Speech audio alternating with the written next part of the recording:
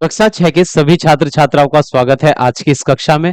इस कक्षा में हम इकाई 12 जिसका नाम है वाणिज्य गणित की अभ्यास 12 बी के प्रश्नों को हल करेंगे। तो अभ्यास 12 बी का पहला प्रश्न आपके सामने है। प्रश्न संख्या 1 है, आकृति को देखकर अनुपात लिखिए। प्रश्न संख्या 1 में हमको ये आकृति दी गई है जिसको देखकर हमको दिए गए अनुपातों को लिखने के लिए कहा गया है। सवाल नंबर क्या है, आयत के अंदर के सभी त्रिभुजों की संख्या का वृत्तों की संख्या से अनुपात लिखने के लिए हमसे कहा गया है। किस आयत के अंदर त्रिभुजों जितने त्रिभुज हैं, त्रिभुजों की संख्या का अनुपात हमको वृत्तों की संख्या से ज्ञात करना है। तो अब इस आयत में देखेंगे त्रिभुज कितने हैं। तो एक त्रिभुज ये है 1 2 और 3। तो त्रिभुजों की संख्या यहाँ पर है 3। तो 3 तो आ जाएगा पूर्व पद में, और त्रिभुजों की संख्या का अनुपात हमको वृत्तों की संख्या से ज्ञात करना था। वृत्तों की संख्या को हम रखेंगे उत्तर पद में। तो इस आयत के अंदर वृत्तों की संख्या है 2, 1 और ये 2, 2 वृत्त हैं। तो वृत्तों की संख्या 2 आ जाएगी उत्तर पद में। तो 3 अनुपात 2 आ जाएगा पहले इस प्रश्न का सही उत्तर। दूसरा सवाल देखिए, आयत के अंदर सभी वर्गों की संख्या का सभी आकृतियों से अनुपात ज्ञात करने के लिए कहा गया है। यहां पर अनुपात हमको लिखना है वर्गों की संख्या का सभी आकृतियों से अनुपात ज्ञात करने के लिए कहा गया है। तो इस आयत के अंदर कितने वर्ग बने हुए हैं, वर्ग देखते हैं। वर्ग की चारों भुजाएं बराबर होती है, एक वर्ग तो ये है और दूसरा वर्ग ये है। तो इस आयत के अंदर 2 वर्ग बने हुए हैं, तो वर्गों की संख्या आ गई है 2 और फिर अनुपात। तो वर्गों की संख्या को हम लिखेंगे पूर्व पद में, और वर्गों की संख्या का अनुपात हमको सभी आकृतियों से ज्ञात करना है। तो इस आयत के अंदर कितनी आकृतियां बनी हुई हैं उनको गिन लेते हैं। 1 2 3 4 5 6 और 7, ये 7 आकृतियां हैं। तो सभी आकृतियों की संख्या है 7, तो 7 आ जाएगा उत्तर पद में। तो दूसरे सवाल में हमसे पूछा गया है, आयत के अंदर सभी वर्गों की संख्या का अनुपात हमको सभी आकृतियों से ज्ञात करना है। तो वर्गों की संख्या 2 है, इसलिए 2 पूर्व पद में हमने लिखा, और वर्गों की संख्या का अनुपात सभी आकृतियों की संख्या से ज्ञात करना था। तो यहां पर सभी आकृतियों की संख्या है 1 2 3 4 5 6 और 7। तो 7 आ गया उत्तर पद में। अब अगला सवाल देखिए, आयत की, ये नहीं है इसमें, आयत के अंदर के सभी वृत्तों की का सभी आकृतियों से अनुपात ज्ञात करने के लिए कहा गया है। इस आयत के अंदर जितने वृत्त हैं उनकी संख्याओं का अनुपात इस आयत के अंदर सभी आकृतियों की संख्या से ज्ञात करने के लिए कहा गया है। तो सभी वृत्तों की संख्या है इस आयत के अंदर 1 और 2, 2 वृत्त हैं। तो इसका उत्तर यहां पर लिख लेते हैं, 2 वृत्त हैं। तो 2 तो आ जाएगा पूर्व पद में, और इस आयत के अंदर सभी आकृतियों की संख्या है 7, तो 7 आ जाएगा उत्तर पद में। तो सभी वृत्तों की संख्या का अनुपात हमने सभी आकृतियों की संख्याओं से ज्ञात कर लिया है, और वह आया है 2 अनुपात 7। प्रश्न संख्या 1 में हमको 3 सवाल दिए गए थे, तीनों के उत्तर हमने लिख लिए हैं। अब हम चलते हैं नेक्स्ट प्रश्न पर, प्रश्न संख्या 2 पर। देखिए प्रश्न संख्या 2 है, सरलतम रूप में अनुपात ज्ञात कीजिए। प्रश्न संख्या 2 में जो भी अनुपात हमको दिए गए हैं सभी को सरलतम रूप में व्यक्त करने के लिए कहा गया है। देखिए सरलतम रूप होता क्या है पहले ये समझते हैं। जैसे हमारे पास एक अनुपात है 10 अनुपात 15। इस अनुपात में पूर्व पद 10 है और उत्तर पद है इस अनुपात का 15। प्रथम पद है यहाँ पर 10, दूसरा पद है इस अनुपात का 15। तो इस अनुपात को सरलतम रूप में हम कैसे बदलेंगे, पूर्व पद और उत्तर पद दोनों संख्याओं के लघुत्तम तो महत्तम समावर्तक से, इन दोनों संख्याओं के महत्तम समावर्तक से हम इन दोनों संख्याओं को भाग कर देंगे कि वो उस बड़ी से बड़ी संख्या से इस पूर्व पद और उत्तर पद को भाग करेंगे, जिससे ये दोनों संख्या पूरी पूरी विभाजित हो जाती हैं। जैसे 10 और 15 दोनों संख्याएं 5 से पूरी पूरी विभाजित हो जाएंगी। तो 5 दूनी 10 और 5 तिया हो जाएगा 15। तो 10 अनुपात 15 का सरलतम रूप हो गया है 2 अनुपात 3। किसी भी अनुपात का सरलतम रूप ज्ञात करने के लिए हम दोनों अनुपात में दी गई दोनों संख्याओं के महत्तम समावर्तक से उन दोनों संख्याओं को भाग कर देते हैं। तो यहां पर जब हम 10 और 15 का मैं से ज्ञात करेंगे, 10 और 15 का मैं से ज्ञात करेंगे अर्थात महत्तम समावर्तक, अंग्रेजी में HCF। तो इन दोनों संख्याओं के HCF से हम इन दोनों संख्याओं को भाग कर देंगे, तो यह अनुपात सरलतम रूप में बदल जाएगा। जैसे 10 अनुपात 15 को हमने इनके HCF 5 से भाग कर दिया, इनके में से 5 से इनको भाग करा, 5 दूनी 10, 5 तिया 15, तो इस अनुपात का सरलतम रूप आ गया है 2:3। पहला सवाल देखिए, पहले सवाल में हमको दिया गया है 2 का 4 से अनुपात हमको सरलतम रूप में लिखना है। तो पहले 2 का 4, देखिए 2:4 इस प्रकार लिखा जाएगा। जब संख्या 2 का हमको 4 से अनुपात लिखना है तो 2 पूर्व पद में आ जाएगा, 4 उत्तर पद में आ जाएगा। अब इस अनुपात को सरलतम रूप में लिखने के लिए कहा गया है। तो जब इस अनुपात का हम सरलतम रूप लिखेंगे तो इस अनुपात में आई हुई दोनों संख्याओं को हम इन दोनों संख्याओं के मैसे से भाग कर देंगे। तो 2 और 4 का मैसे होता है 2, 2 और 4 को पूरी पूरी विभाजित करने वाली सबसे बड़ी संख्या है 2, तो 2 इन दोनों संख्याओं का मैसे है, इसलिए हम इन दोनों संख्याओं को 2 से भाग कर देंगे। 2 एकन 2 और 2 दूनी हो जाएगा 4, 2 दूनी 4। किसी भी अनुपात में दी गई संख्याओं को बराबर संख्या से, दोनों संख्याओं को अगर हम बराबर संख्या से गुणा करते हैं या बराबर संख्या से भाग करते हैं तो अनुपात के मान में कोई फर्क नहीं पड़ता है। वैसे यहां पर 2 और 4 को दोनों को हमने 2 से यहां पर भाग दी, 2 एकन 2, 2 दूनी 4, तो इस अनुपात का सरलतम रूप हमको मिल गया। अब अगला सवाल देखिए, सवाल नंबर 2। यहां पर 15 का 3 से अनुपात ज्ञात करने के लिए कहा गया है। 15 का हमको 3 से अनुपात ज्ञात करना है, तो जिस संख्या से अनुपात ज्ञात करना होता है उसको हम लिखते हैं उत्तर पद में, अर्थात अनुपात के चिन्ह के बाद लिखते हैं। अब ये 15 और 3 जो अनुपात हमने ज्ञात किया है 15 का 3 से, इस अनुपात को सरलतम रूप में लिखने के लिए हमसे प्रश्न में कहा गया है, तो लिखते हैं सरलतम रूप। तो जब इस अनुपात का हम सरलतम रूप लिखेंगे तो इस अनुपात में जो दो संख्या हमको दिख रही हैं 15 और 3, इन दोनों संख्याओं का जो मैसे होगा उससे हम इन दोनों संख्याओं को भाग कर देंगे, 15 को और 3 को। 15 और 3 का मैसे आ जाएगा यहाँ पर 3, 3 ही वह बड़ी से बड़ी संख्या होगी जो इन दोनों को पूरा पूरा विभाजित कर सकती है। तो 3 इन दोनों संख्याओं का मैसे है, तो 3 से हम इन दोनों संख्याओं को भाग कर देंगे, 3 पंजे 15 और 3 एकन आ जाएगा 3। तो 15:3 का सरलतम रूप है 5:1। अब अगला सवाल देखिए, सवाल नंबर 3। यहां पर कहा गया है 3.5 का 105 से अनुपात ज्ञात करने के लिए कहा गया है। 3.5 का 105 से अनुपात ज्ञात करने के लिए हमसे कहा गया है, तो लिखते हैं 3.5 अनुपात 105। अब इस अनुपात को हमको सरलतम रूप में बदलना है, तो देखिए यहां पर 3:5 है, एक अंक के बाद यहां पर 5, एक अंक के बाद यहां पर 1 अंक के बाद है। इस अनुपात को सरलतम रूप में बदलने के लिए हम इस अनुपात को देखिए भिन्न में बदल लेते हैं। पूर्व पद, किसी अनुपात को जब हम भिन्न में बदलते हैं तो जो पूर्व पद होता है वह तो अंश में आ जाता है और जो उत्तर पद होता है वह हर में आ जाता है, तो 105 आ जाएगा नीचे। और यहाँ दशमलव के बाद एक अंक है, तो जब दशमलव को हटाएंगे तो 10 हर में आ जाएगा, तो अंश में बन गया है 35 और हर में आ गया है 1050। अब ये दोनों संख्याएं ही किससे विभाजित हो सकती हैं? ज्यादा से ज्यादा।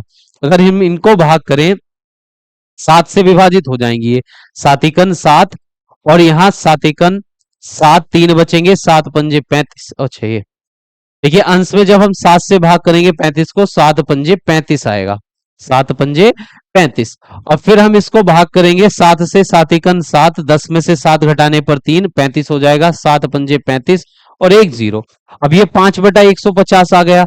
अब इसको हम और भी सरल कर सकते हैं, 5 से दोनों संख्या विभाजित हो जाएंगी, 5 एकन 5, 5 तिया 15 और 0, तो ये आ जाएगा 1/30।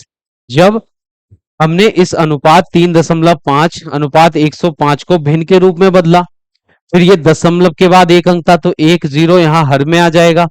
फिर 7 से दोनों संख्याओं को हमने विभाजित किया, फिर 5 से दोनों संख्याओं को विभाजित किया, तो भिन्न में यह अनुपात आ गया है 1/30। अब 1 और 30 को 1 के अलावा किसी और संख्या से भाग नहीं दी जा सकती, तो यह भिन्न का सरलतम रूप है। अब इस भिन्न को हम अनुपात के रूप में लिख देंगे, तो यहां लिखते हैं सरलतम रूप। जब इस अनुपात का हम सरलतम रूप लिखेंगे तो जो अंश में है वह तो पूर्व पद में आ जाएगा और जो हर में है वह उत्तर पद के स्थान पर लिखा जाएगा। तो 1:30 आ गया है इस अनुपात का सरलतम रूप। अब अगला सवाल देखिए, प्रश्न संख्या 4।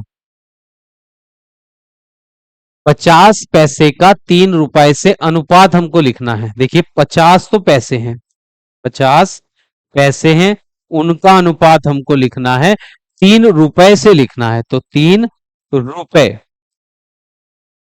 देखिए अनुपात में जब दो संख्याएं लिखी जाती हैं तो दोनों संख्याओं की इकाई एक होनी चाहिए, दोनों संख्याओं की इकाई एक होनी चाहिए। देखिए ये यहाँ पर पहली संख्या भी 50 पैसे हैं, दूसरी संख्या रुपए है। तो यहाँ 50 तो पैसे में दिया गया है और 3 रुपए में दिया गया है। तो इन दोनों संख्याओं को हमको एक ही मात्रक में करना होगा। तो या तो दोनों पैसे में होंगी या दोनों रुपए में लिखी जाएंगी। तो इस अनुपात का जब हम सरलतम रूप लिखेंगे तो पहले इसको भिन्न में बदल लेते हैं। तो पूर्व पद तो आ जाएगा अंश में 50 पैसे और 3 आ जाएगा यहाँ हर में 3 रुपए। अब इन दोनों संख्याओं के मात्रकों को एक जैसा करेंगे, ये पैसे में है ये रुपए में है। तो हम दोनों या तो दोनों संख्या रुपए में बदल लेंगे या दोनों संख्या पैसे में बदल लेंगे। पैसे वाली संख्या तो जैसी थी उसको वैसा ही लिखते हैं 50 पैसे, और ये 3 रुपए हैं इसको हम पैसे में बदल लेंगे। तो 1 रुपए में होते हैं 100 पैसे, 3 रुपए में कितने पैसे हो जाएंगे 300 पैसे। 1 रुपए में 100 पैसे होते हैं तो 3 रुपए में हो जाएंगे 300 पैसे। अब दोनों संख्याओं की इकाई मात्रक एक जैसा हो गया है तो पैसे से यहां पर पैसा कट जाएगा और एक जीरो से एक जीरो काट देंगे तो अंश में 5 बचेगा और हर में बच जाएगा यहां पर 30। अब ये दोनों संख्या किसी एक ही संख्या से विभाजित हो सकती है पूरी पूरी। 5 एकन 5 और 5 छंग 30, 1/6 आ गया है। जब हमने इस अनुपात को भिन्न के रूप में बदला तो भिन्न का सरलतम रूप आया है 1/6। अब इसको हम अनुपात के रूप में बदल देंगे तो 1:6 आ जाएगा दिए गए अनुपात का सरलतम रूप। तो प्रश्न संख्या 4 कंप्लीट हो चुकी है। अब देखिए प्रश्न संख्या 2 का 5वां सवाल। यहां पर दिया गया है 2 मीटर का 6 सेंटीमीटर से अनुपात ज्ञात करने के लिए कहा गया है। 2 मीटर का 2 मीटर का अनुपात ज्ञात करने के लिए कहा गया है 6 सेंटीमीटर से, 6 सेंटीमीटर से। तो 2 मीटर तो पूर्व पद में आ जाएगा, जब 2 मीटर का अनुपात हमको लिखना है 6 सेंटीमीटर से तो 6 आ जाएगा उत्तर पद में। अब इस अनुपात को हमको सरलतम रूप में लिखना है तो पहले इसको भिन्न के रूप में बदलेंगे। तो 2 मीटर पूर्व पद में जो संख्या है वह तो अंश में आ जाएगी और उत्तर पद में जो संख्या दी गई है वह हर में आ जाएगी 6 सेंटीमीटर। अब अनुपात में दोनों संख्या जो लिखी जाती है उनके मात्रक एक जैसे होने चाहिए।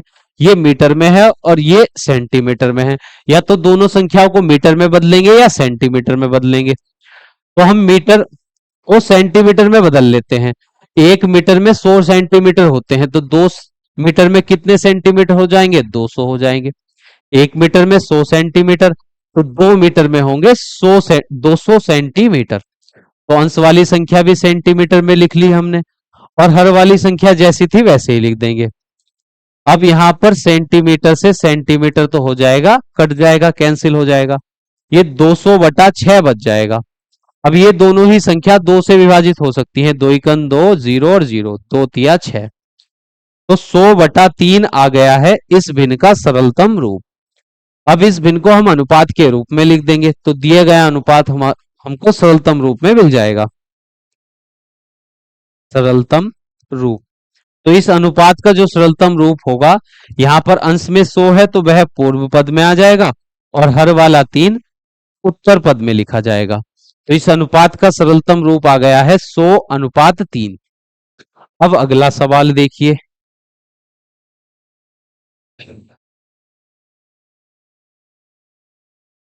नंबर 6, प्रश्न संख्या 2 का छठा सवाल है। 2 घंटे का 30 मिनट से अनुपात हमको ज्ञात करने के लिए कहा गया है।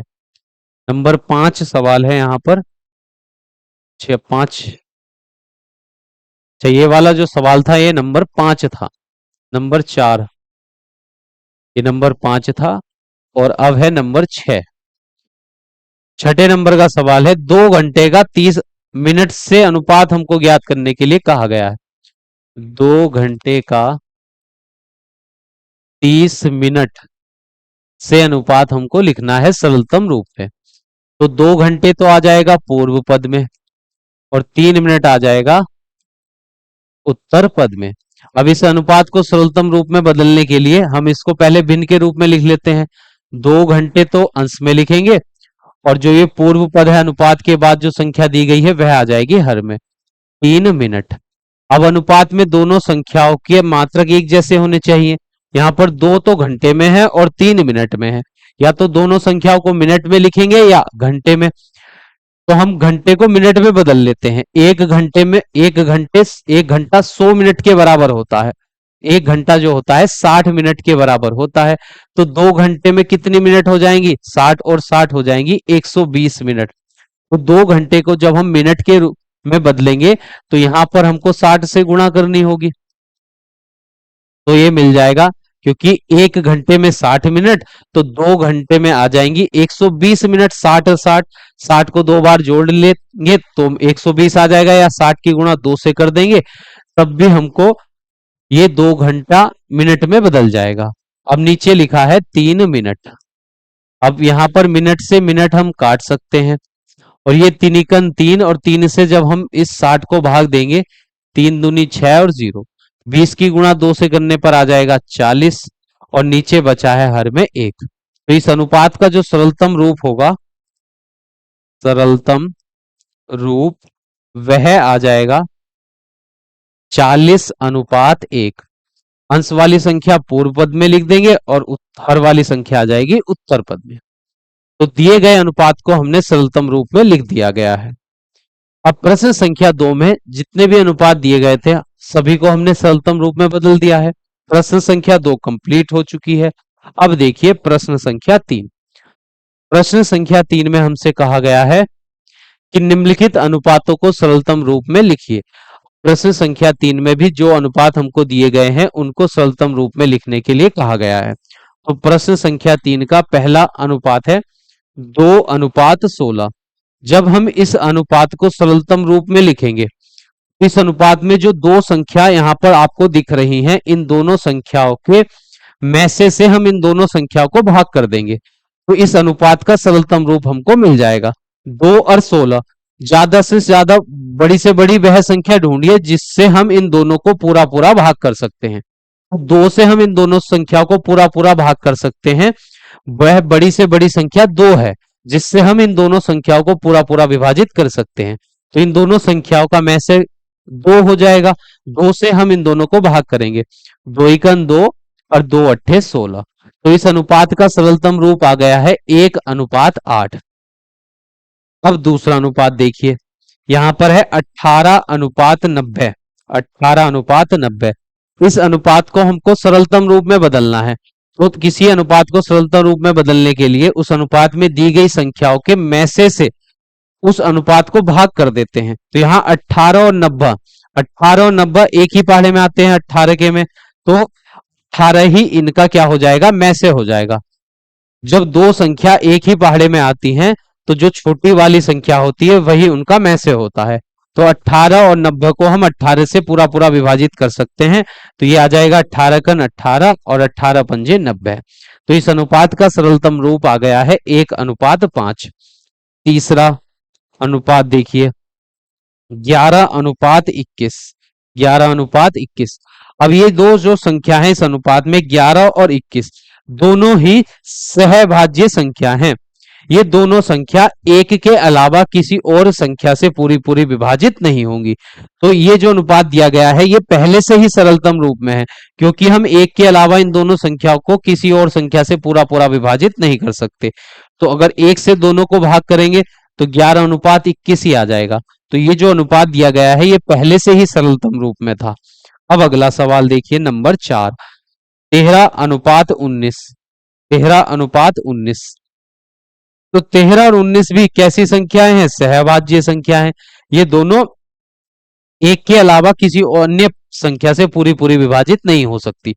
13 और 19 एक साथ दोनों संख्याएं एक के अलावा किसी और पहाड़े से पूरी पूरी विभाजित नहीं होंगी। ये केवल एक से ही दोनों संख्या पूरी पूरी विभाजित होंगी। तो 13 और 19 जो अनुपात में संख्या दी गई है ये पहले से ही सरलतम रूप में है, तो 13:19 ही इसका सरलतम रूप हो जाएगा। फिर अगला सवाल देखिए, सवाल नंबर 4। यहां पर नंबर है 5। संख्या दी गई है 36:72। 36:72। अब इन दोनों संख्याओं, इस अनुपात को हमको सरलतम रूप में बदलना है। तो 36 और 72 दोनों ही एक ही पहाड़े में आती हैं। 36 दूनी 72 होते हैं, तो इन दोनों संख्याओं का मैसेज 36 ही हो जाएगा। जब दो संख्या एक ही पहाड़े में आती हो, तो जो छोटी वाली संख्या है वही उनका मैसे होती है। तो 36 से हम इन दोनों संख्याओं को पूरा पूरा भाग दे सकते हैं। तो 36 का 36 और 36 दूनी हो जाएंगे 72। तो इस अनुपात का सरलतम रूप है 1:2। अब सवाल नंबर 6 देखिए, 5 किलोग्राम यहां पर दिया गया है। 5 किलोग्राम लिख लेते हैं पहले। 5 किलोग्राम अनुपात 650 ग्राम। इस अनुपात को सरलतम रूप में लिखना है। तो यहां पर पूर्व पद और उत्तर पद में दो दो संख्या दी गई हैं, वो उनके मात्रक अलग अलग है। पहली संख्या किलोग्राम में है, दूसरी संख्या यहां पर है ग्राम में। अब इसको सरलतम रूप में बदलने के लिए पहले हम दोनों संख्याओं के मात्रक एक जैसे बनाएंगे। या तो दोनों संख्या को किलोग्राम में ही लिखेंगे या दोनों संख्याओं को ग्राम में लिखेंगे। तो बड़ी वाली संख्या को छोटे मात्रक में बदल लेते हैं। किलोग्राम को ग्राम में बदलने के लिए 1000 से गुणा कर देते हैं, क्योंकि 1 किलोग्राम में 1000 ग्राम होते हैं। तो 5 किलोग्राम में कितने होंगे? 5 की गुणा हम कर देंगे यहां पर। या इस अनुपात को पहले हम भिन्न के रूप में लिख लेते हैं। जैसे 5 केजी तो आ जाएगा अंश में और 650 केजी ग्राम आ जाएगा हर में। अब अंश वाली संख्या और हर वाली संख्या को एक ही मात्रक में लिखना है, तो किलोग्राम को ग्राम में बदल लेंगे। तो 1 किलोग्राम में 1000 ग्राम होते हैं, तो 5 किलोग्राम को ग्राम में बदलने के लिए 1000 से गुणा कर देंगे और ये ग्राम में आ जाएगा। और हर में 650 जैसा था वैसे ही लिख देंगे। तो ग्राम से ग्राम यहां पर कट जाएगा। एक जीरो से एक जीरो भी काट देंगे। फिर 5 से 5 एकन 5, 5 एकन 5 और एक बचेगा, 5 तिया हो जाएंगे 15। तो ये आ जाएगा 100/13। तो जब इस अनुपात को हम सरलतम रूप में लिखेंगे, सरलतम रूप, तो इस अनुपात को पहले हमने भिन्न के रूप में बदला और भिन्न का सरलतम रूप आया था 100/13। अब इस 100/13 को अनुपात के रूप में लिख देंगे, तो अंश वाली संख्या पूर्व पद में आ जाएगी, हर वाली संख्या लिख देंगे उत्तर पद में। तो ये आ गया है इस अनुपात का सरलतम रूप 100:13। प्रश्न संख्या 3 हमारी कंप्लीट हो चुकी है। अब चलते हैं अगले प्रश्न पर। प्रश्न संख्या 4। प्रश्न संख्या 4 में कहा गया है कौन सा अनुपात बड़ा है। अब प्रश्न संख्या 4 में जितने भी अनुपात हमको दिए गए हैं उनमें हमको देखकर बताना है कि कौन सा अनुपात बड़ा है। हर सवाल में दो दो अनुपात दिए गए हैं और ये देखना है कौन सा अनुपात बड़ा है। देखिए पहला जो सवाल है यहाँ पर दो अनुपात हैं, एक 3:5 है और एक है 5:8। अब इन दोनों में से देखना है हमको कौन सा अनुपात बड़ा है। तो अब दो अनुपातों की तुलना करने के लिए कि कौन बड़ा है कौन छोटा है, उसके लिए पहले इनको हम भिन्न के रूप में बदल लेंगे। तो ये 3/5 हो जाएगा और इस अनुपात का जो भिन्न रूप होगा वो आ जाएगा 5/8। जब हम किसी अनुपात को भिन्न में बदलते हैं तो पहली वाली संख्या अंश में, दूसरी वाली संख्या हर में आती है। यहाँ पहली संख्या 5 थी, दूसरी संख्या थी 8। अब इन अनुपातों को देखना है, इन भिन्नों में देखना है कौन सी भिन्न बड़ी है। तो उसके लिए हम तिरछी गुणा करेंगे। 8 की गुणा 3 से, 8 तिया आ जाएगा यहाँ पर 24 और इस 5 की गुणा 5 से कर देंगे तो 5 पंजे 25। अब गुणा करने के बाद जो ये संख्या ये 24 और ये 25, तो 24 और 25 में बड़ा कौन है? 25। तो ये वाला अनुपात हो जाएगा बड़ा। तो 5:8 3:5 से बड़ा अनुपात है। और दूसरा सवाल देखिए यहाँ पर।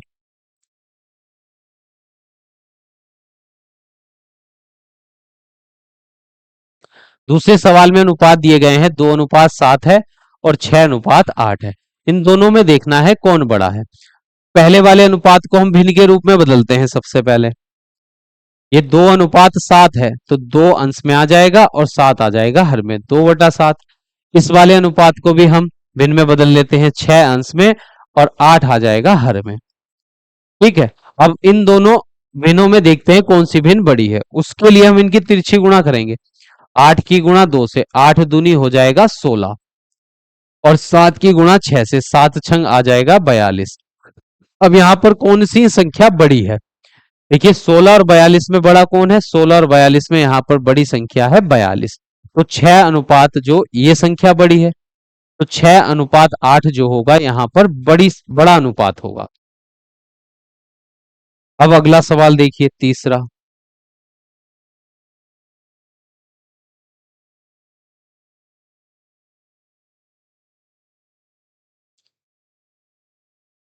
अगला अनुपात हमको दिया गया है, तीसरा अनुपात है 4 पैसे और 2 रुपए। 4 तो पैसे हैं और 2 रुपए हैं। और दूसरा अनुपात हमको दिया गया है 60 पैसे 4 रुपए।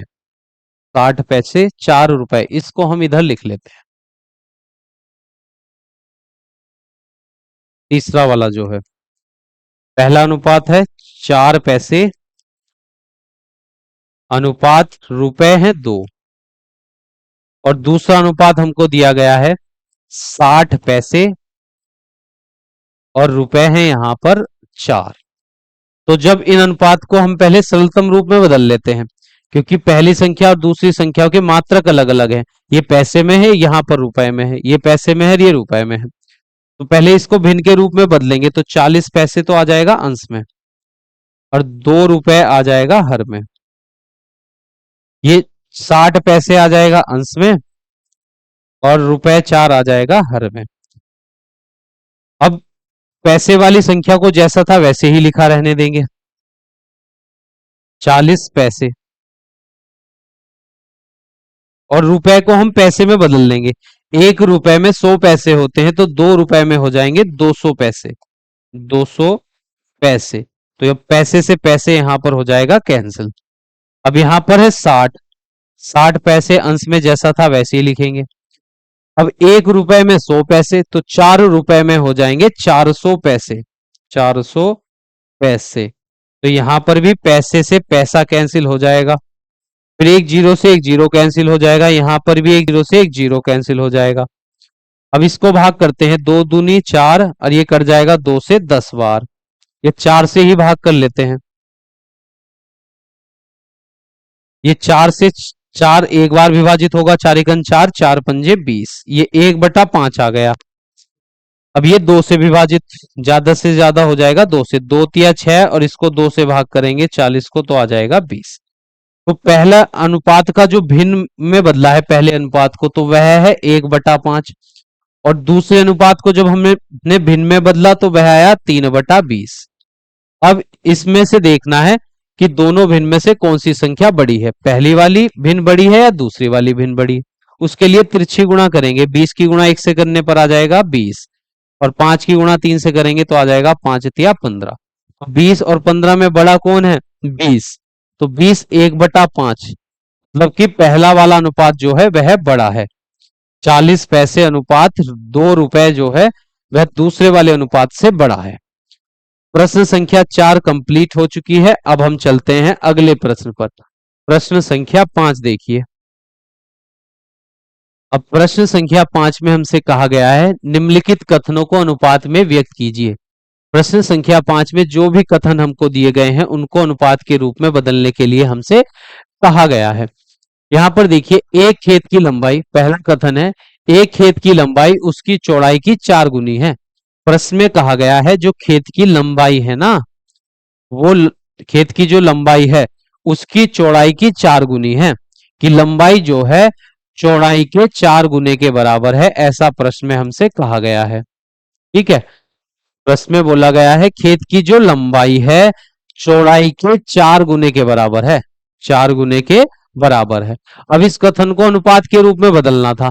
कथन में खेत की लंबाई और चौड़ाई की बात कही गई है। लंबाई जो है चौड़ाई की 4 गुनी है। अब चौड़ाई यहां पर गुणा में है, जब इसको बाएं पक्ष में लेकर आएंगे तो ये भाग में आ जाएगा। तो ये आ जाएगा लंबाई, और उसके बटे में आ जाएगा चौड़ाई, और बराबर में यहां पर 4 बचेगा केवल, और 4 के हर में कुछ नहीं है तो हम 1 लिख सकते हैं। तो लंबाई और चौड़ाई का अनुपात आ गया है 4:1।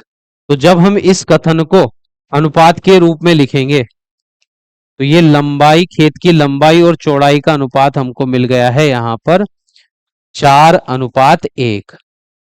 तो पहले कथन में हमको खेत की लंबाई और चौड़ाई में अनुपात दिया गया है कि खेत की जो लंबाई है, लंबाई और चौड़ाई का जो अनुपात है 4:1 है। अगर खेत की लंबाई चौड़ाई 1 सेंटीमीटर है तो लंबाई 4 सेंटीमीटर हो जाएगी। अगर लंबाई चौड़ाई 1 मीटर है तो लंबाई 4 मीटर हो जाएगी। तो पहले कथन में खेत की लंबाई और चौड़ाई में अनुपात हमको दिया गया था, जिसको हमने अनुपात के रूप में बदल दिया है। अब दूसरा कथन देखिए, प्रश्न संख्या 5 का दूसरा सवाल। ये पहला था, मोहन की आयु अपने पुत्र राजेश की आयु की 3 गुनी है। प्रश्न में कहा गया है मोहन की जो आयु है अपने ही पुत्र की आयु की 3 गुनी है। मोहन की जो आयु है ना, मोहन की आयु, मोहन की आयु बराबर है अपने पुत्र की आयु के 4 गुने के बराबर है। अगर पुत्र की आयु 15 वर्ष है ना, तो मोहन की आयु कितनी हो जाएगी, उसकी 4 गुनी हो जाएगी, 15 चौका 60 हो जाएगी।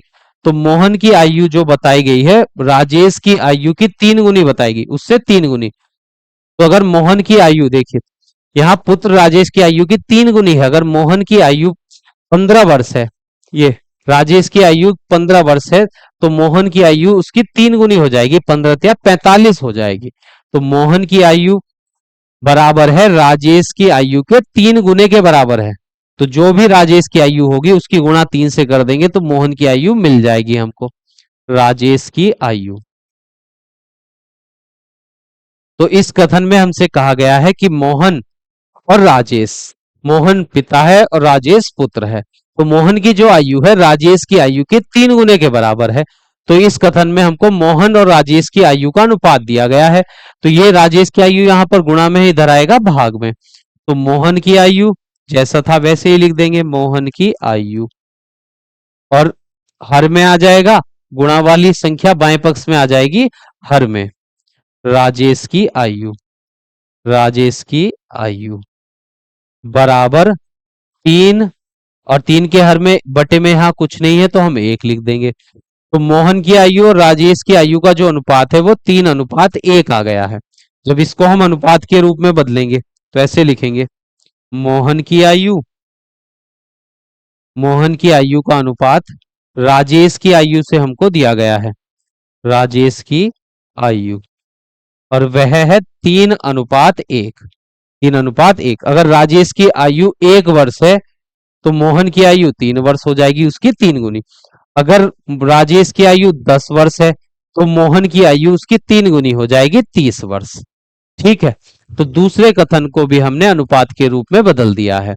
अब तीसरा कथन देखिए, गणित विषय में उत्तीर्ण कक्षा 6 के छात्रों की संख्या सम्मिलित छात्रों की संख्या के 3/4 है। प्रश्न में कहा गया है कि गणित विषय में जो उत्तीर्ण कक्षा 6 के जो छात्रों की संख्या है, जो गणित विषय में कक्षा 6 के गणित विषय में जो उत्तीर्ण छात्र हैं उनकी जो संख्या है उस परीक्षा में सम्मिलित होने वाले छात्रों की संख्या के 3/4 है, ऐसा हमसे कहा गया है। प्रश्न संख्या 5 का तीसरा सवाल, यहां पर हमसे कहा गया है गणित के विषय में कक्षा 6 के जो उत्तीर्ण छात्र हैं, उत्तीर्ण छात्रों की जो संख्या है वो उस परीक्षा में सम्मिलित होने वाले जितने छात्रों ने परीक्षा दी है उनकी 3/4 है। कितनी है? 3/4। यहां लिखेंगे हम, उत्तीर्ण छात्रों की जो संख्या है, उत्तीर्ण छात्रों की संख्या जो प्रश्न में दी गई है, प्रश्न में कहा गया है कक्षा 6 के जो गणित विषय में उत्तीर्ण छात्रों की जो संख्या है उस परीक्षा में कुल छात्रों की संख्या के 3/4 है। 3/4 का मतलब 3/4 कि उत्तीर्ण छात्रों की जो संख्या है कुल छात्रों की संख्या का 3/4 है। 3/4 को हम लिखते हैं 3/4। कुल छात्र यहां लिख देंगे, कुल छात्र, उस परीक्षा में सम्मिलित होने वाले कुल छात्रों की संख्या के 3/4 बालक ही केवल उस परीक्षा में पास हुए हैं। उत्तीर्ण छात्रों की जो संख्या है कुल छात्रों की 3/4 है। उत्तीर्ण छात्रों की संख्या बराबर है कुल छात्रों की 3/4, 3/4 संख्या के बराबर है उत्तीर्ण छात्रों की संख्या। तो ये कुल छात्र यहां पर गुणा में है, इधर आ जाएंगे भाग में। तो हम लिखेंगे उत्तीर्ण छात्रों की संख्या, छात्रों की संख्या, और उसके बटे में आ जाएगा कुल छात्रों की संख्या, कुल छात्र या छात्रों की संख्या। ये आ जाएगा 3/4। यहां भी लिख लेते हैं छात्रों की संख्या। प्रश्न में इस कथन में हमसे कहा गया है कि उत्तीर्ण छात्रों की जो संख्या है कुल छात्रों की संख्या का 3/4 है। मतलब कुछ जितने भी छात्र हैं उनकी 3/4 से गुणा कर देंगे तो हमको उत्तीर्ण छात्रों की संख्या मिल जाएगी। तो ये इधर गुणा में है, बाएं पक्ष में आएगा भाग में, तो 3/4। तो उत्तीर्ण छात्रों की संख्या और कुल छात्रों की संख्या का जो अनुपात है 3/4 है। अगर परीक्षा देने 4 छात्र गए हैं, गणित की परीक्षा 4 छात्रों ने दी है, तो 3 छात्र उनमें पास हो गए हैं, एक छात्र फेल हुआ है। तो इसको हम अनुपात के रूप में अगर लिखें, तो अनुपात के रूप में जब लिखेंगे तो ये 3 तो आ जाएगा प्रथम पद में और 4 हर वाली संख्या आ जाएगी उत्तर पद में। पूर्व पद 3, उत्तर पद हो जाएगा 4। तो इस कथन को भी हमने अनुपात के रूप में बदल दिया है। प्रश्न संख्या 5 कंप्लीट हो चुकी है। अब हम चलते हैं अगले प्रश्न पर, प्रश्न संख्या 6 पर। देखिए प्रश्न संख्या 6 में हमसे क्या कहा गया है। एक विद्यालय में 200 बच्चे पढ़ते हैं। एक विद्यालय में बच्चों की संख्या है 200, 40 लड़के और शेष लड़कियां हैं। अगर 200 बच्चे उस विद्यालय में अगर पढ़ते हैं, कितने बच्चे पढ़ते हैं? 200।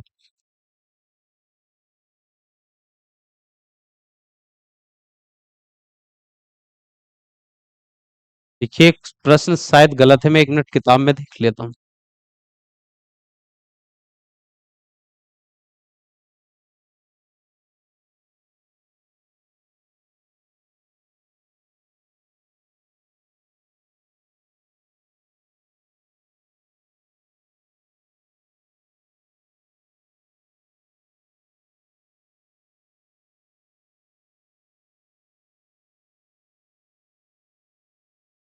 देखिए यहां से ये है गलत, इसको लिख लेते हैं। यह है एक विद्यालय के कक्षा 6 में, यहां से लिखना है एक विद्यालय में, एक विद्यालय के कक्षा 6 में, कक्षा 6 में 100 बच्चे पढ़ते हैं। कितने बच्चे हैं? 100 बच्चे। तो ये सही कर लेना है आपको। एक विद्यालय के कक्षा 6 में 100 बच्चे पढ़ते हैं, इनमें 40 लड़के हैं, शेष लड़कियां हैं। तो ज्ञात कीजिए। प्रश्न संख्या 6 के पहले वाले प्रश्न में हमसे कहा गया है कि एक विद्यालय की कक्षा 6 में 100 बच्चे पढ़ते हैं, जिनमें से 40 लड़के हैं, शेष लड़कियां हैं। अगर 100 बच्चों में 40 लड़के हैं तो लड़कियों की संख्या कितनी हो जाएगी? 100 में से 40 घटा देंगे तो आ जाएगा 60। तो यहां पर प्रश्न संख्या 6 के पहले प्रश्न का पहला सवाल हमको दिया गया है, लड़के और लड़कियों की संख्या का अनुपात ज्ञात करने के लिए कहा गया। लड़के और लड़कियों की संख्या का अनुपात हमको लिखना है। तो लड़कों की संख्या तो हम लिखेंगे अंश में, लड़कों की संख्या है 40 और लड़कियों की संख्या 100 बच्चे हैं पूरे कक्षा 6 में, जिनमें से 40 लड़के हैं, शेष लड़कियां हैं।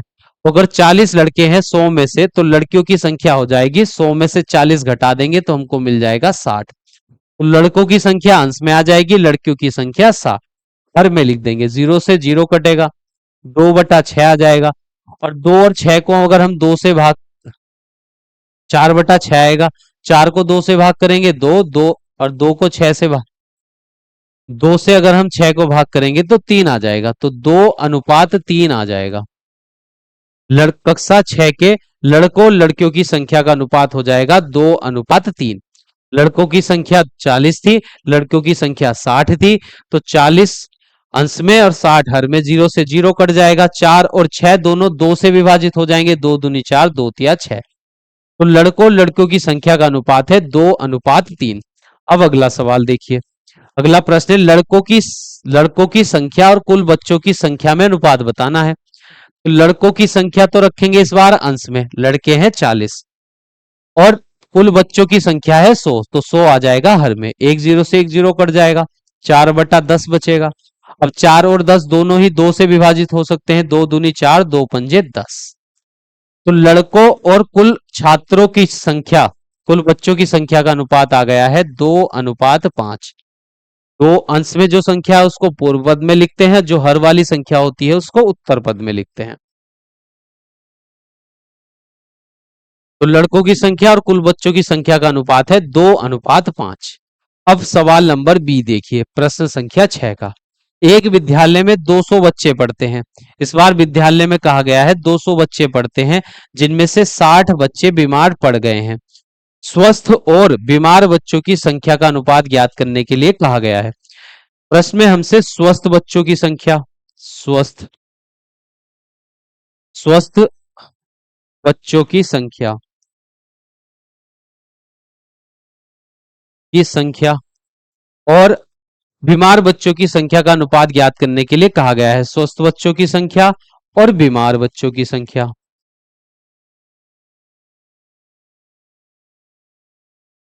इन दोनों बच्चों, स्वस्थ बच्चों की संख्या और बीमार बच्चों की संख्या का अनुपात ज्ञात करने के लिए कहा गया है। प्रश्न में हमसे बताया गया है विद्यालय में कुल 200 बच्चे पढ़ते हैं, 200 में से 60 बच्चे बीमार हैं। तो स्वस्थ बच्चे की संख्या कैसे निकालेंगे हम? कुल बच्चों की संख्या में से बीमार बच्चों की संख्या घटा दीजिए, 200 में से 60 घटाएंगे तो आ जाएगा 140। तो स्वस्थ बच्चों की संख्या हो गई है 140 और बीमार बच्चों की संख्या है 60। अब इस अनुपात को हमें सरलतम रूप में लिखना है, तो पहले भिन्न के रूप में लिख लेते हैं, 140/60, तो जीरो से जीरो कट जाएगा। अब 14 और 6 दोनों ही 2 के पारे से विभाजित हो सकते हैं, 2 सत्ते 14 और 2 तिया 6, तो ये आ गया है 7/3। अब इसको जब हम अनुपात के रूप में लिखेंगे इस भिन्न को, तो ये आ जाएगा 7:3।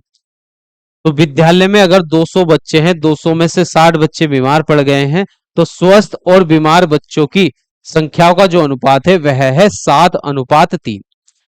प्रश्न संख्या 6 हमारी कंप्लीट हो चुकी है। अब हम चलते हैं अगले प्रश्न पर, प्रश्न संख्या 7 पर। देखिए प्रश्न संख्या 7, अभिनव की आय 5,000 रुपए प्रति माह है और वह 3,000 रुपए प्रति माह व्यय कर देता है। व्यय का मतलब होता है खर्च करना। तो वह एक महीने में 5,000 रुपए कमाता है और 3,000 रुपए खर्च कर देता है, तो वह कितने रुपए बचाता होगा? 5,000 में से 3,000 घटा देंगे तो हमको मिलेगा 2,000। तो 5,000 वह कमाता है, 3,000 खर्च कर देता है, तो बचाता कितने हैं? 2,000 रुपए। अब हमको ये दिए गए अनुपात ज्ञात करने के लिए कहा गया है।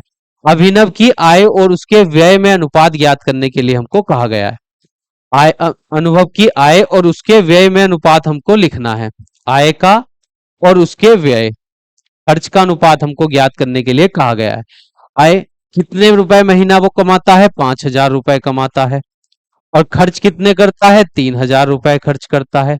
अब इसको सरलतम रूप में बदलेंगे, तो ये 5,000 अंश में, 3,000 हर में आ जाएगा, 3 जीरो से 3 जीरो काट देंगे तो ये बचेगा 5/3।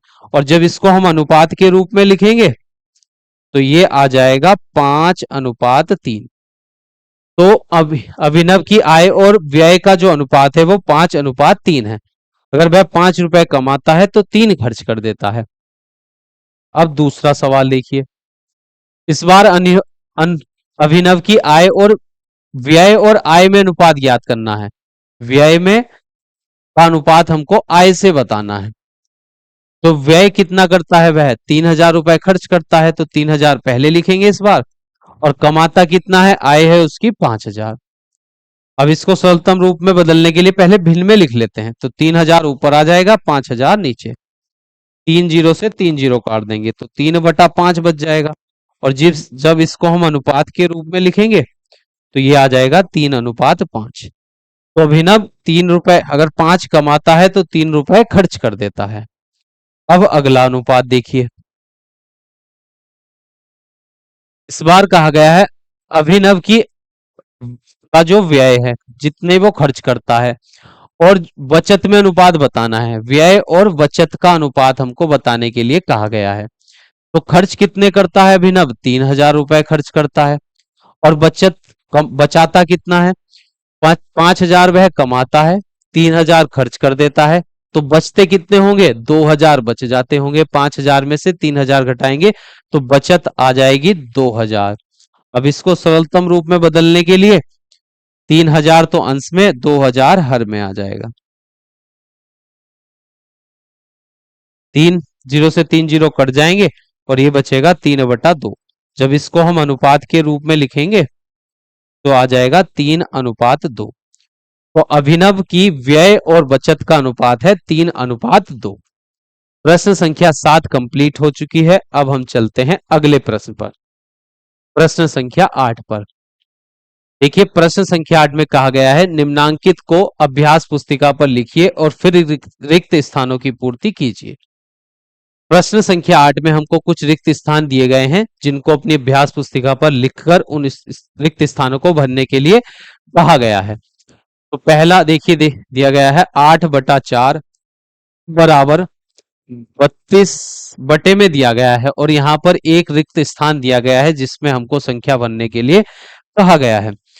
देखिए अगर अनुपात में दो संख्या लिखी हुई होती हैं या भिन्न में कोई दो संख्या है, तो भिन्न को या अनुपात को किसी भी संख्या से गुणा करने पर अनुपात की दोनों संख्याओं में या भिन्न के अंश और हर में दोनों किसी एक ही संख्या से गुणा करने या भाग करने पर उस भिन्न के मान में भी कोई फर्क नहीं पड़ता और उस अनुपात में भी कोई फर्क नहीं पड़ता। तो जैसे ये 8/4 है, तो 8/4 को यहाँ पर इस रिक्त स्थान में हमको एक संख्या भरनी है, हर में कितना आया है? 32। तो ये 4 से 32 कैसे बना होगा ये बताइए बस। 4 से 32 कैसे आया होगा? 4 से 32 आने के लिए 4 की गुणा 8 से हुई होगी। 4 × 8 = 32। तो जब हमने नीचे वाले हर को 8 से गुणा की है तो अंश में भी 8 से ही गुणा होगी। तो 8 को भी 8 से गुणा कर देंगे, 8 × 8 आ जाएगा 64। तो इस रिक्त स्थान में हमको भरना है 64। अब अगला सवाल देखिए, अगला रिक्त स्थान है दूसरा। यहां पर रिक्त स्थान दिया गया है बटे में 8 है बराबर 25/50। 25/50 हमको दिया गया है। ठीक है, अब इसको हमें इस रिक्त स्थान को भरना है। यहाँ 25/50 है, यहाँ हर में संख्या दी गई है 8, अंश में नहीं है। तो 50 से 8, 50 की गुणा किसी संख्या से करने पर 8 नहीं बनेगा, और 2 से गुणा कर किसी प्राकृतिक संख्या से 2 से भाग प्राकृतिक संख्या से 50 को भाग करेंगे तो भी 8 नहीं बनेगा।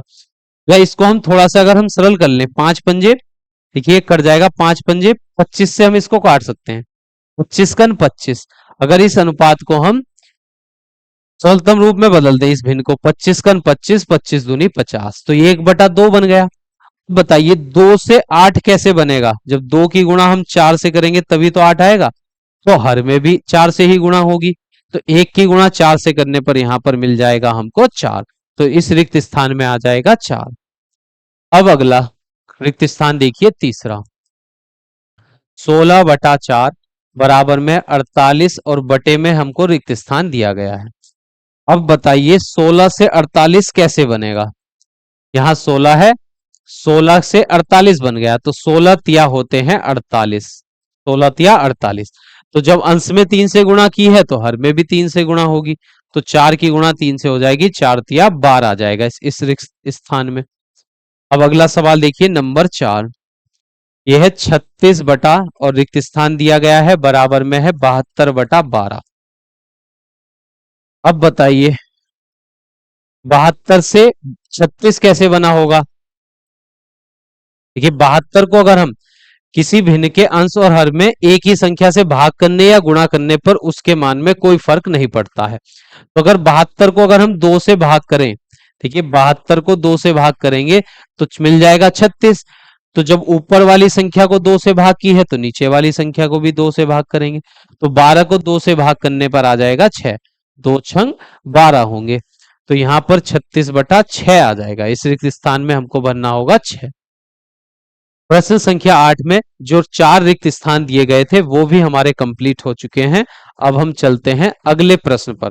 प्रश्न संख्या देखिए नो, निम्नांकित चित्रों में छायांकित भाग का अछायांकित भाग के अनुपात को सरलतम रूप में लिखिए। अब देखिए पहला प्रश्न हमको ये दिया गया है, यहां पर हमसे कहा गया है कि छायांकित भाग का अछायांकित भाग के अनुपात को सरलतम रूप में बदलना है। तो पहले जो आकृति दी गई है इसके छायांकित भाग कितने खाने यहां पर छायांकित हैं जिनमें रंग हुआ हुआ है। तो एक दो तीन चार पांच और छह, छह खानों में यहां पर रंग भरा हुआ है। तो छायांकित भागों की संख्या है यहां पर छह, छह तो आ जाएगा अंश में। अब अछायांकित जिनमें रंग नहीं भरा हुआ है कितने खाने हैं, एक दो तीन चार पांच छह सात आठ नौ और 10, ये है 10। तो 10 आ जाएगा हर में। तो हमने छायांकित भागों की संख्या को अंश में लिखा, अछायांकित भागों की संख्या को हर में लिखा। अब इसको हम सरलतम रूप में लिख सकते हैं, दो तिया छह, दो पंजे 10, तो 3/5 आ जाएगा। और जब इस भिन्न को हम अनुपात के रूप में लिखेंगे तो ये आ जाएगा 3:5। इस आकृति में छायांकित भाग को छायांकित भाग का अछायांकित भाग से अनुपात हमने सरलतम रूप में लिख दिया है 3:5। अब दूसरी आकृति में देखिए, दूसरी आकृति के छायांकित भाग का अछायांकित भाग से अनुपात हमको सरलतम रूप में लिखना है। तो पहले देखिए छायांकित भाग का अनुपात हमको अछायांकित भाग से निकालना है। तो छायांकित भाग कितना है, कितने खाने यहाँ पर रंग से भरे हुए हैं, एक और दो, तो दो तो आ जाएगा अंश में। अब कितने खाने जो हैं अछायांकित है जिनमें रंग नहीं है, तो एक दो तीन चार पांच और छह, तो नीचे आ जाएगा छह। अब इस भिन्न को सरलतम रूप में बदलेंगे तो दो एकन दो, दो तिया आ जाएगा छह। तो इस अनुपात का सरलतम रूप आ जाएगा, छायांकित भाग का अछायांकित भाग से जो अनुपात है 1/3, उसको जब हम अनुपात के रूप में लिखेंगे तो वह आ जाएगा 1:3। और यही हमारे इस प्रश्न का उत्तर हो जाएगा। तो प्रश्न संख्या 9 भी हो चुकी है कंप्लीट। अब अगला प्रश्न देखिए, प्रश्न संख्या 10। सुहानी और पलक के बीच 80 रुपए को 3:2 में बांटने के लिए कहा गया है। कि सुहानी और पलक के बीच में 80 रुपए को हमको 3 और 2 के अनुपात में बांटना है। अगर पलक को 2 रुपए दिए जाएंगे तो सुहानी को रुपए कितने मिलेंगे, 3। तो इन 80 रुपए को 2 और 3 के अनुपात में हमको बांटने के लिए कहा गया है। तो अब हमको ज्ञात करना है सुहानी को कितने रुपए मिलेंगे और पलक को कितने रुपए मिलेंगे। 80 रुपए में से हमको कुछ रुपए सुहानी को देने हैं, कुछ पलक को, और जो रुपए बांटने हैं हमको इन दोनों में 3 और 2 के अनुपात में बांटने हैं। तो 80 रुपए में से सुहानी को कितने मिलेंगे और पलक को कितने मिलेंगे ये हमको निकालना है। देखिए 80 का,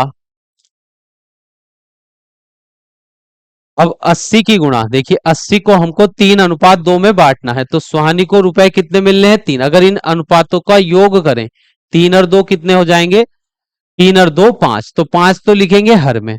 और सुहानी को कितने रुपए मिलने हैं, 3, तो 3 आ जाएगा अंश में।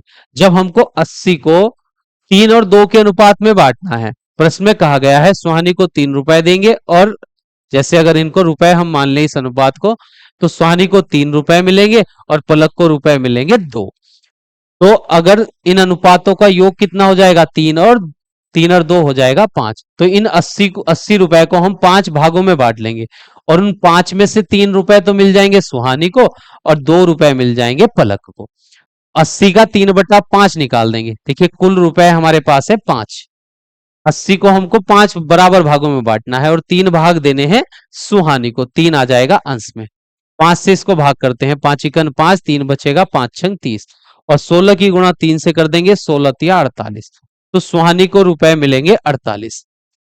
पलक को कितने रुपए मिलेंगे, देखिए 80 में अगर 80 के 5 भाग बराबर 5 भाग कर दें तो 5, और 5 में से सुहानी को कितने मिलने हैं, 2 मिलने हैं।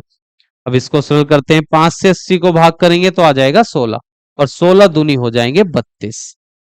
तो जब हम 80 रुपए को 3 और 2 के अनुपात में सुहानी और पलक के बीच बांटेंगे तो सुहानी को रुपए मिलेंगे 48 और पलक को रुपए मिलेंगे 32। प्रश्न संख्या 10 हमारी कंप्लीट हो चुकी है।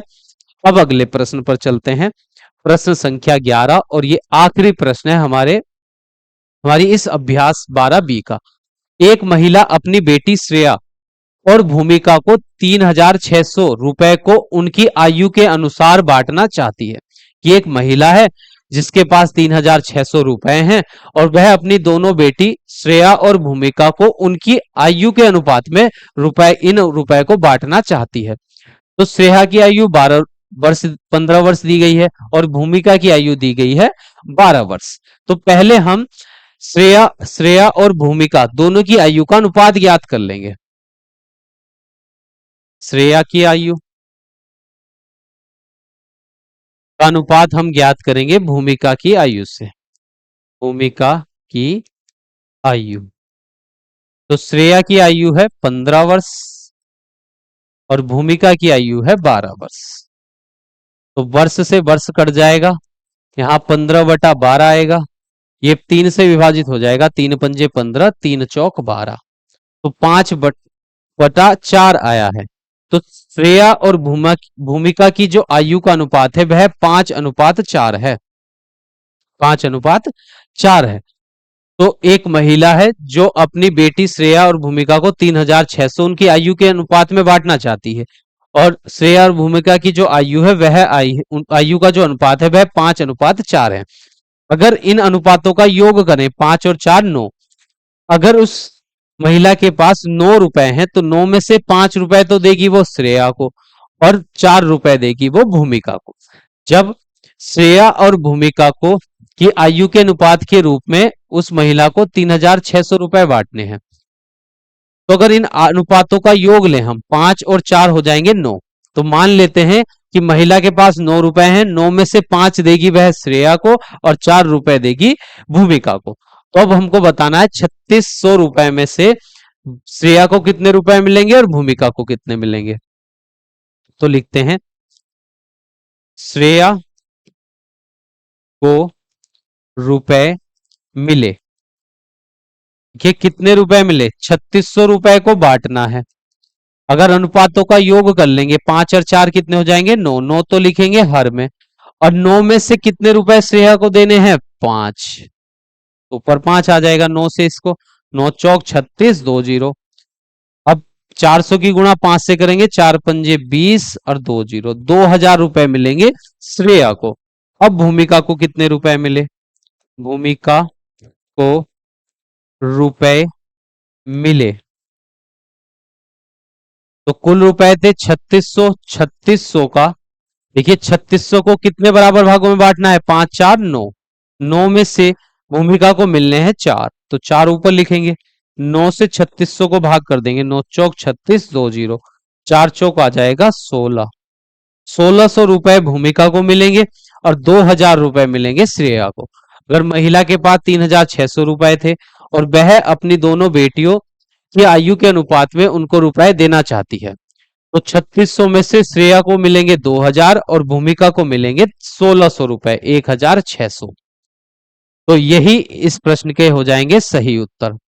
और इसी प्रश्न के साथ अभ्यास 12B हो चुकी है कंप्लीट। तो प्यारे छात्रों, नेक्स्ट क्लास में हम अभ्यास 12C के सभी प्रश्नों को हल करेंगे, और जिन छात्रों को यह क्लास अच्छी लगी वह इस क्लास को लाइक शेयर और अपने सभी साथियों के साथ शेयर जरूर करें।